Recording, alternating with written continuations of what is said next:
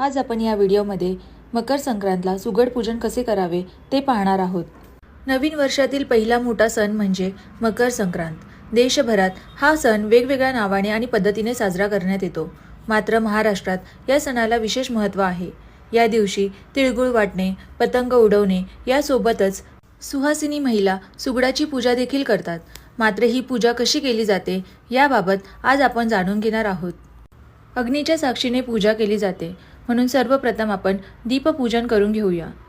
थोड्याशा अक्षतांवर दिवा ठेवून दिव्याला हळदी, कुंकू, तांदूळ आणि फूल अर्पण करावे। मकर संक्रांतीच्या दिवशी सूर्यदेव शनीच्या स्वामित्व असलेल्या मकर राशीत प्रवेश करतात, म्हणजेच सूर्यदेव आपल्या पुत्र शनीच्या घरात प्रवेश करतात। याच दिवसापासून सूर्य उत्तर नारायण होतात। 2026 मध्ये मकर संक्रांतीचा सण 14 जानेवारीला साजरा करण्यात येणार आहे।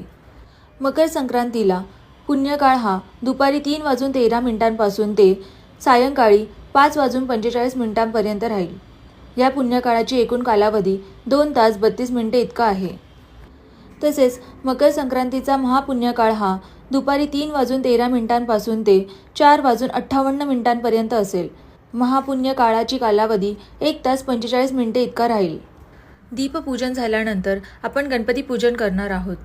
जर तुमच्याजवळ गणपतीची मूर्ती असेल तर उत्तमच। जर मूर्ती नसल्यास 2 नागिणींच्या पानावर थोड्याशा अक्षता वाहून त्यावर सुपारी ठेवावी।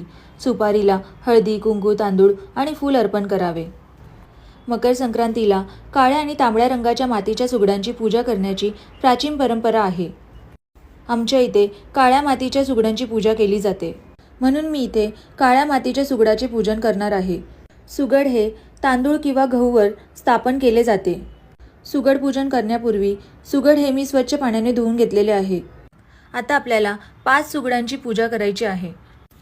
त्यासाठी मी तांदूळ स्थापित करून घेतलेले आहे।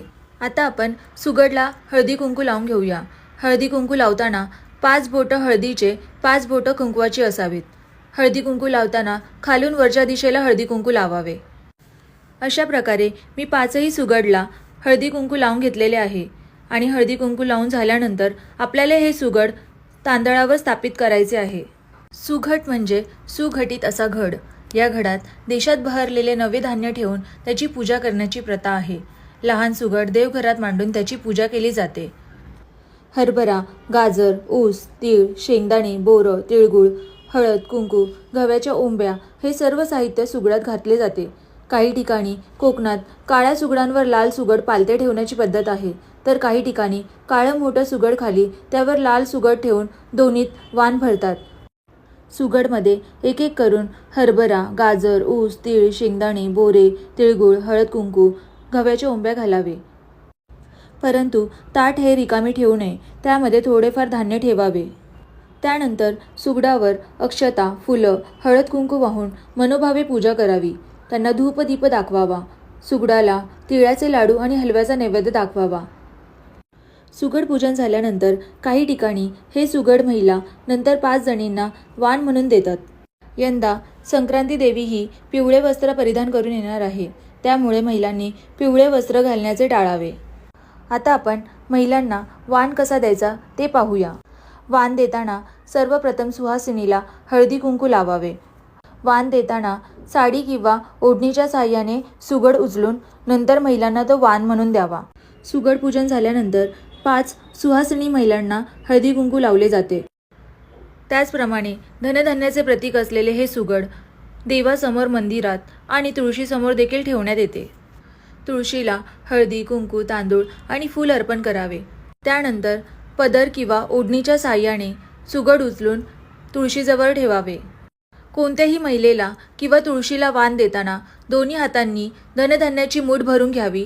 खालून वरच्या दिशेला सीतेचा ओसा, रामाचा ओसा, जन्मजन्मीचा ओसा असे म्हणून महिला आणि तुळशीला वाण द्यावा।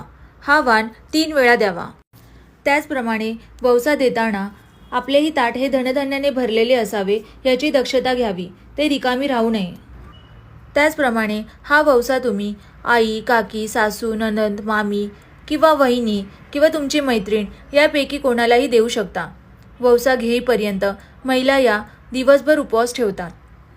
वौसा घेतल्यानंतर किंवा दिल्यानंतरच महिलांनी उपवास सोडावा।